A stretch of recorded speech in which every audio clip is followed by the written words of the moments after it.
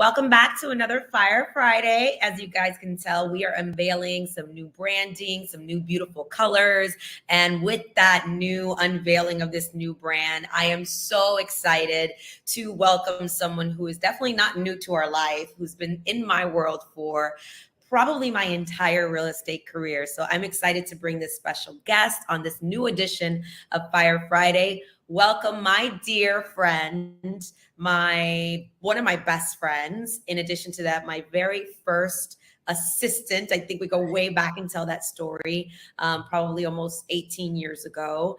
And also a kick-ass real estate agent, but most importantly, a friend, a mother, a wife, just an amazing human being and someone I'm just proud to know. Thank you, Veronica, for being here. My tocaya, we obviously share the same name. Welcome to Fire Friday. Thank you, Vero. It's an honor for me to be here. Thank you for the beautiful introduction. It's just an honor, and I'm so excited to be here and talk a little bit with you, my bestie. Yeah, I know you were nervous. You were like, what are we going to talk about? I said, you know what? We're just going to be authentic. We're going to just do what this is about. This is a show, obviously, we are all usually somehow connected to real estate or somewhere in business. And, we talk a lot about that, but there's so many awesome stories of inspiration, or exactly what the tagline below says: to dream, to motivate, and to inspire, right? We just happen to have real estate as our platform that has brought us together with so many people. And it's kind of like how you and I met, right? We met through our husbands. They introduced us, and it was really fun. When we met, we were, young, right? It was fun times. You guys were newlyweds or just about to get married. I met you the day I got engaged, which is really funny. So let's tell that story real quick, guys. It's funny. I met Veronica Delic the day we got engaged. And the plan was, my husband said to her husband at the time, they were engaged, and my husband and I obviously were not engaged. He says, I'm going to propose to her. Meet us downtown. I'm taking her to this really nice restaurant. I'm planning all this out. He says, if she says no, I'm sending her ass home in a cab. If she says yes, we're meeting you guys downtown. But either way, I'm meeting you downtown, right? So here we are. We've got, like these new. You said yes. I said yes. So I'm meeting his friends, and it's like instantly her and I connected, and we hit it off pretty quickly, Vero. I don't know if it's the name. Yeah. And you just had this bubbly personality. You had just moved to Florida. I was in real estate, probably my first full year in real estate, or I had just gone full time in it. And I remember I said, hey, I kind of need an assistant while you were waiting on a career transition. Correct. And I didn't know what I was doing. And I said, well, in the meantime, you want to work for me? By the way, don't listen to my hiring strategies. They're not the best hiring strategies. Okay. But she was many years ago. It was many years ago. And you were scrambling with all these deals because it was your first year and you were so busy, and you decided, well, maybe I need to bring someone on board. And yes, that's how I became your first assistant. I didn't know what I was doing. I just moved from Mexico. I married my husband and I moved to Orlando, and I didn't know anything about the real estate world. You said, okay, well, why don't you come and work for me and help me with shuffling papers? And I learned so much shuffling your papers. You have a background in logistics, and that's what you worked in Mexico when you were waiting for a transfer with C.H. Robinson at the time. But prior to that, let's back up. You worked in the Disney program. You're a Disney fanatic. Your family is a Disney fanatic, and you in the Disney work program that's connected to Mexico. Tell us a little bit about what that was like, coming to a country, not knowing anyone, and taking that adventure, because I want to go back to how adventurous you are once we cover that. So what was it like coming young, doing the whole Disney work program, and then you fell in love with Orlando? Oh, yes. So I was born and raised in Mexico, and while I was in college in Universidad de Monterrey in Mexico, I came across this opportunity where Walt Disney World in Orlando would hire people for the pavilions that are at Epcot to come and work for a year on a special visa. It's just a one-year program. So me, young, 19 years old, 20, I asked my parents, can I suspend college for a year and go and try this out. And they said, with one condition, you need to come back and finish school. So I got the job. It's called cultural representative, and it was probably one of the best experiences in my life, where you go and meet people from all around the world. We used to live in an apartment complex called the Commons right there by Lake Buena Vista. And you just go to work to Epcot and represent your country, sell some maracas. I used to wear my Mexican outfit and fully represent my country. It was an amazing experience just to learn about Walt Disney World and their customer service culture. It's just a great base for any career, because you learn the ins and outs of how Disney has been so successful doing it for the longest time. And that set the base for me to how I wanted to be professionally through my life, my career, my professional path that I didn't know where it was going to take me. But it was also very attractive in any resume that you put out there that you work at Walt Disney World. So I did that for a year. I came back, and my promise to my parents was fulfilled. I finished college in a communications degree, but I left my heart in Orlando. I really wanted to go back. I didn't know how. I went back and I finished college. And then one day, while I was already working in logistics, I'm like, I want to go there on vacation. I want to go and meet my old friends that are still there. And one of these friends was my former manager, and he introduced me to my now husband. So I don't know how I was going to go back to Orlando. I left my heart there, and then two people connected, and I went back to Orlando, and that's when I met you. That is so crazy. Yeah, I remember just the story. And of course, Jacob, has become just such a dear brother to me. And Tony and him knew each other from their previous, life. And they were neighbors. And then, they introduced us. And that was pretty awesome. But, I love how you were open to the possibility of just adventuring, right? Trying this new things. And so many people say in their comfort zone, it had to be super uncomfortable, right? Even though you were excited to, move to a place you didn't know anyone, meeting new people, willing to just try new things. What was the fear, or what type of anxiety, although you wanted to do this, what were the thoughts running through your head when you really had that opportunity? Well, at that age, you think that you can eat the world at one bite. That's how we say it. There was no internet back then. It was being just away from family, just seeing, where am I going? It was very unknown, because there wasn't that much information at the time of where was I going to live and who was I going to live with. The shock of cultures was good and bad. Sharing your quarters, your apartment with people from France, Germany, Japan. Wow. It was a shock of cultures, and trying to four ladies of different backgrounds, different countries, blending in the same place and trying to make the best out of it.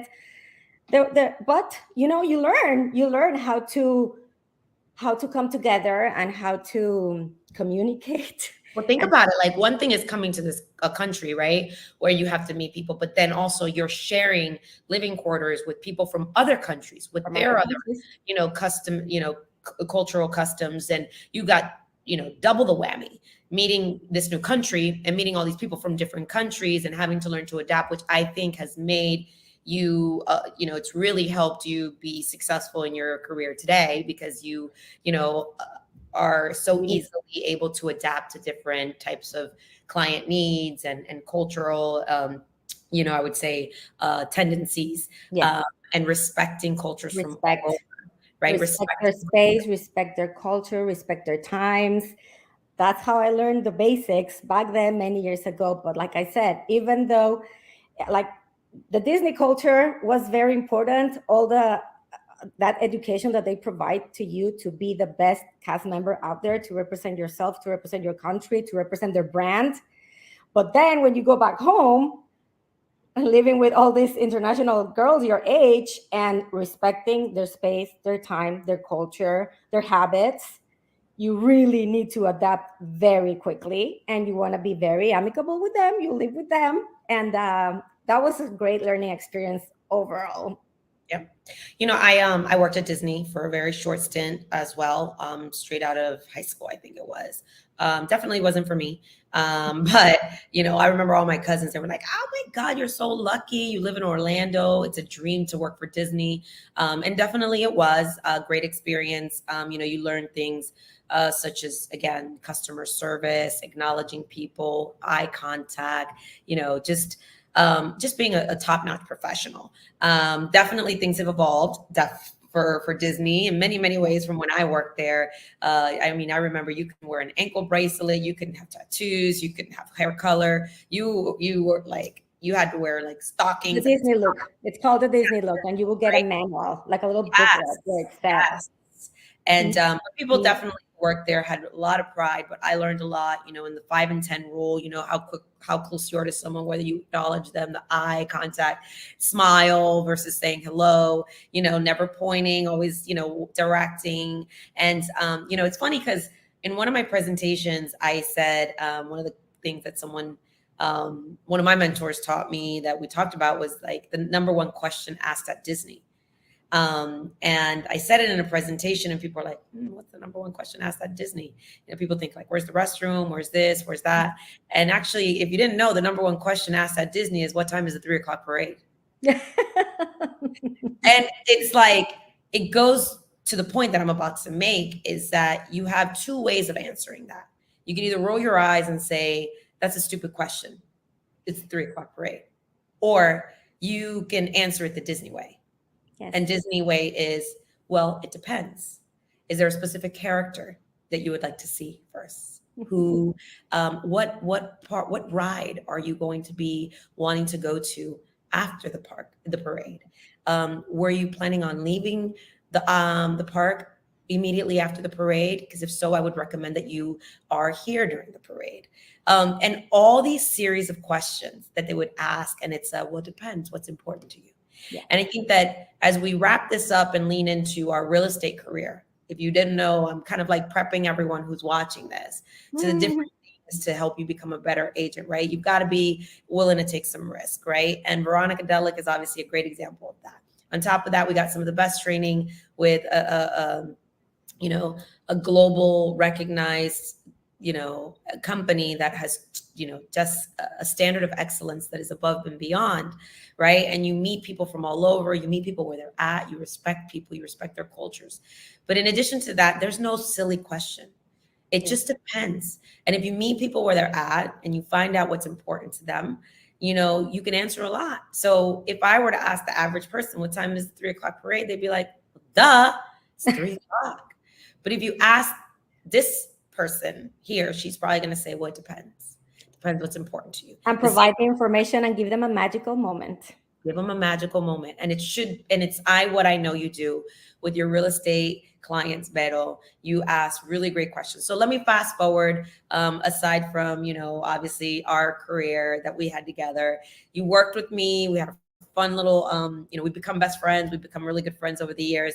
Then you went off back into your logistics career. And then you came back and you called me. You were like, hey, you're having a lot of fun over there selling real estate. And you were always my biggest cheerleader. We were always client. You were a client, repeat client. And then one day you said, I want to get my real estate license. Yes, it was the time when you were gonna give the first class. Yeah, That was the first classroom experience that you had. If I'm not mistaken, I was your first group. Yep. You were giving out the real estate class with a group of like 10 of us, I think. Yeah, 10 or 12, something like that. Small, intimate group. I taught that class. Of course, you were like, I'm going to do this. I'm going to start off part-time. I was like, do it. You could do it. And like within 90 days or something like that, after you got your license, you're like, I'm going all in. And I'm like, I'm going all in. Yes, you gave me the blessing of allowing me to go part-time to test the waters. Already knowing in the back of your head, she's going to get in here real quickly, full-time. But it's scary to take a risk when you're so comfortable in the corporate world where your checks are coming every 2 weeks. You're in a comfortable position, skipping into full commission only. It was scary. My best cheerleader, my best friend, Jacob, my husband, was all in. We're going to go all in. And I was very blessed to be part of your team back then. And things started moving very, very quickly.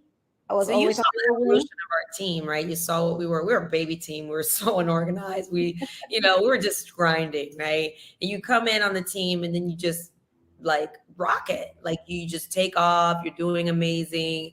And I think who we are today is a completely different team as to who we were back then. But that team helped us evolve into who we are today, right? We could never go without thanking what we learned during those days. We were a small team. What was it like those days on a team, on our team? Because I think a lot of people think like we're this big group that, we're just lucky or we just dominate with marketing spend or like our accounts with Zillow and all this stuff. Like, can you kind of share with people what you learned, your days on the boot camp of a team that has now grown to what it is today? Oh, Vero,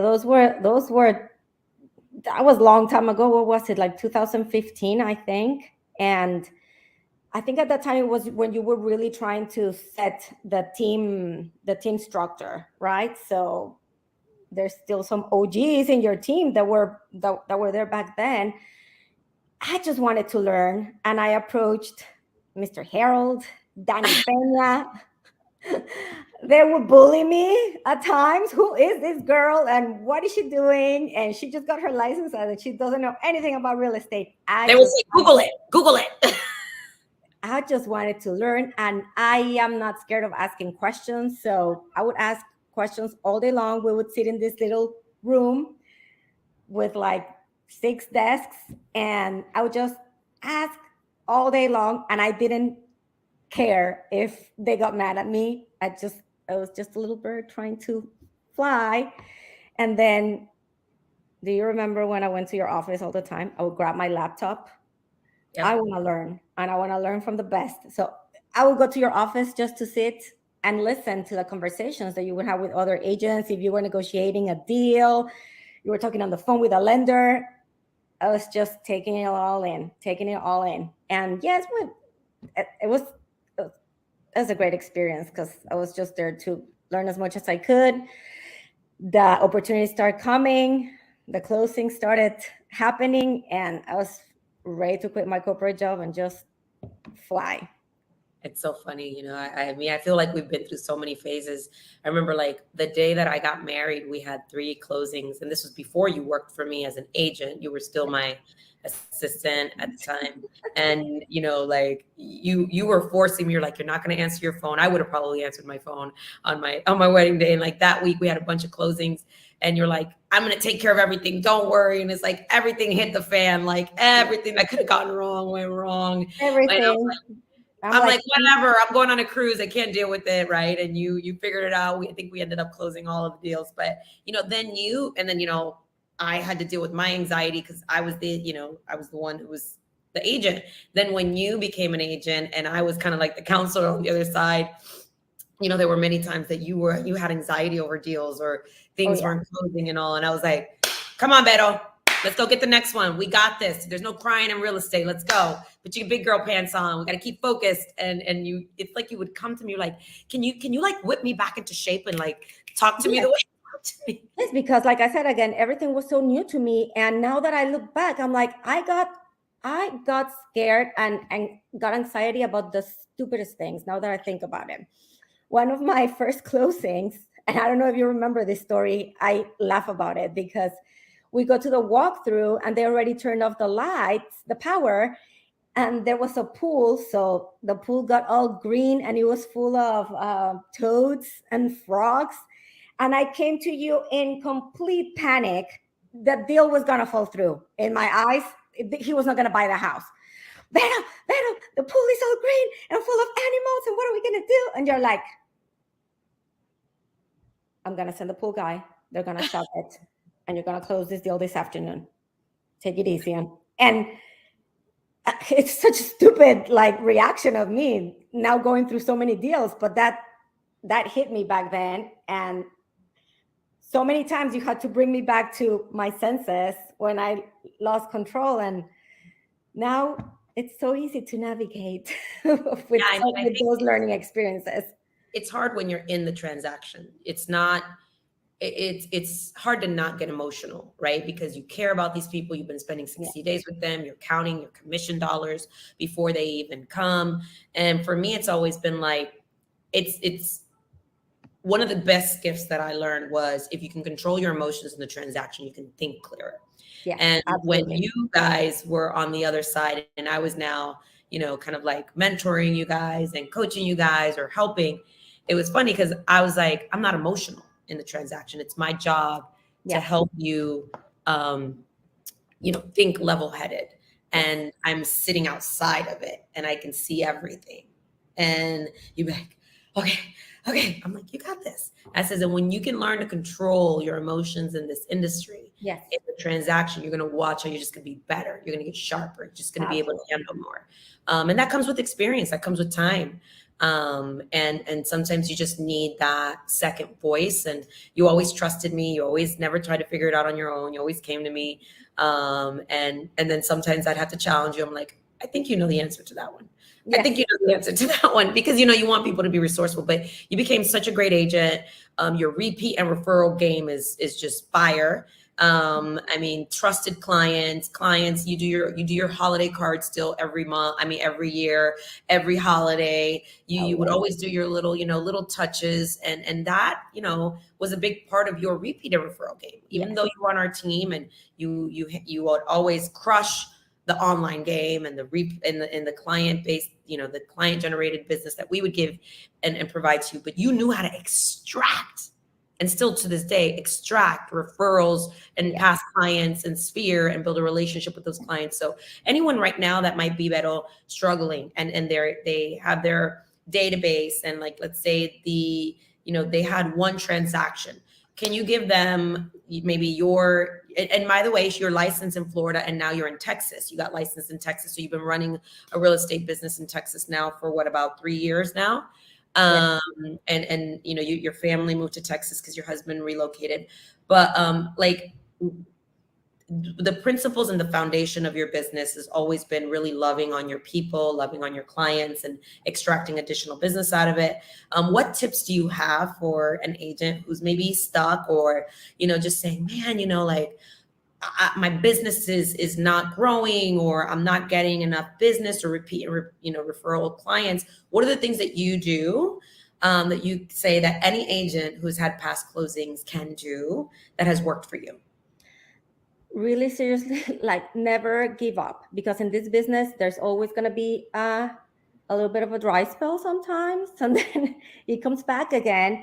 But you need to be patient and learn to understand that this market is a little, the business is not always going to be steady. Yes. So just really keep going, keep moving, keep learning. Maybe you're not going to go show a house today. Maybe you don't have any appointments, but there's so many resources out there for you to continue educating yourself. I mean, I've been in the position where 3 days will go by and I am with the keys. I need to go show a house. But there's no one to show a house to today. Let me go on the computer. Let me learn something new. Let me grab a book. Let me learn something new. So I'm always trying to educate myself, even if there's nothing happening right that second, because you're going to be prepared for what's next. Always be updated in what's going on in the market. There's so many, I'm in EXP. There's so many training opportunities out there in the platform that we're part of with a network. So just don't give up. And you know what? Like Vero said, don't be an incognito realtor. You always need to tell the world that you are a realtor. Even if it sounds obnoxious that you're posting every day on your social media, on your Instagram, on your TikTok, on your Facebook, that you're doing something real estate related, be yourself, always share, and keep reminding your sphere of influence that you are a realtor. Keep reminding them all day long. Vero will tell us, wear your name tag to the grocery store.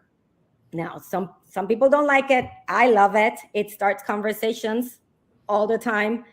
You got to go eat to a restaurant, sit at the bar. Don't sit at a table. Don't eat by yourself. Sit next to someone. You can start a conversation. You never know when your next client is going to come from.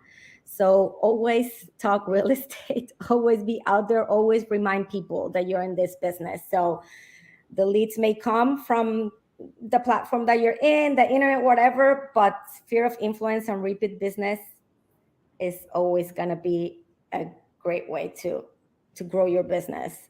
Yeah, I mean, and I think even people, Beto, who were on a budget, right? Like you did things like getting involved in Anna's school. You were at every event that we did. You were volunteering. Like, fine, I'll work that shift. Like we got to give out sunglasses, or we're giving out pumpkins, or we're doing balloons, or we're painting faces for the kids. Anything we could do to stay in front of the community. We were doing it. And I think the reason I want to bring this up is because there are going to be people who are going to be on a budget. But this is, in general, this is a contact sport. How many people can you meet? How many people can you build a relationship? How many can you help? And oftentimes, Beto, we were wanting to meet people that we couldn't even sell a house to, but we were willing to serve in some other way. Right. And what was that? And that person became raving fans. And, sometimes you just needed to be an ear, or you were, volunteering at a food bank, or you were doing something. And my coach said it best yesterday. They're not buyers and sellers. They're human beings. Yes. When you treat people like human beings, and what do people want? They want to connect with great people. They want to laugh.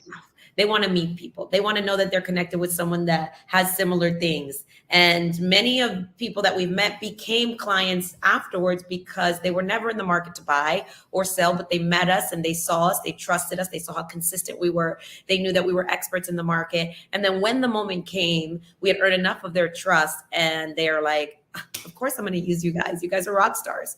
So, it goes back to that balance of, you're always letting people know you're not a secret agent. Obviously, people know that we're in real estate. It is not a secret, but they also know the corny books we read, the vacations we do, the things that we're people, right? If I was on Veronica Delic's social media, I probably could tell you a lot about her, her personal life if I didn't know her, because of how authentic she is. So you're right, Beto. We didn't have the internet at the time the way we have it now, social media. So we were belly to belly, elbow to elbow. You got to see me even prior to, you getting your license. I was at every school event, every baby shower, every baseball game, and we were writing contracts on the hood, so those are the practices I think that are the basics that still are so important. Very important. What would we do? We'd go to the local businesses and we would do events there and pizza parties and you name it. And it was like, we were the cornies. And in parking lots, you would put a tent. It was a fashion show for a bridal shop. Let's show up.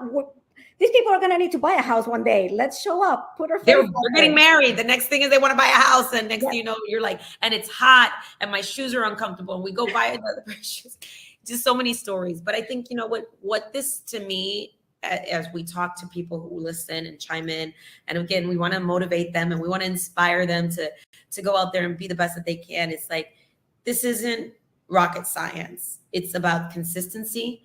It's about educating yourself. It's about trying new things. And you said something earlier on, Beto, when we're talking about your days at Disney, respecting people from all walks of life, understanding different cultures, being diverse, being willing to learn new things, and asking lots of questions, asking lots of questions. And there was another thing. It's like, if I took your story, I'd say, be a little adventurous in this industry too. Be daring, be willing to be adventurous. And one of the things that we were, and you said this, Beto, earlier, the word obnoxious, you're like, don't be afraid, even if it seems a little obnoxious. We were 100% not afraid to be what some would call borderline obnoxious. But it was because we're so passionate, right? We were having so much fun and we love what we do. And we're always willing to just share. So, if I could give anybody advice, if you're thinking about your business, if you're stuck, if you're having the highs and lows, the peaks and valleys, the answers lie within you. The success that you are capable of is at your fingertips. You're the only one that has the ability to make a change and a choice. And you could either let fear get over you, every excuse, Vero, I know it was so funny when people would say to you, you had an accent. You were like, I have an accent? You didn't even know you had an accent. I didn't have an idea. Not even letting an accent get in the way, right? Removing those limited beliefs is what's so amazing. And you can be successful in this industry no matter what. If you put in the work, if you're consistent, if you're willing to meet new people, have a mentor, ask questions and just be curious. Curious people make more money. And remember, the 3 o'clock parade, it just depends. Where do you want to be at? Where do you want to be So at? it just depends on what you want, and how you help people will determine how successful you could be in real estate. Vero, thank you so much for being here. Any final words?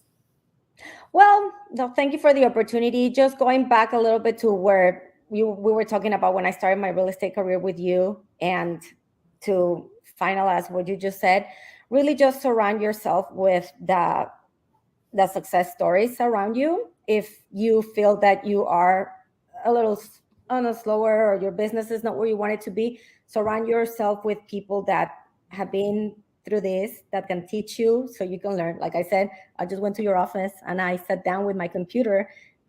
You're Veronica Figueroa. You may not be available for that, but there's a lot of other people out there that you can sit down with and listen to their stories, listen to their experience, and just learn from the best. So always keep learning, always keep educating yourself. Well, I'm so proud of you. You're my sister. I love you.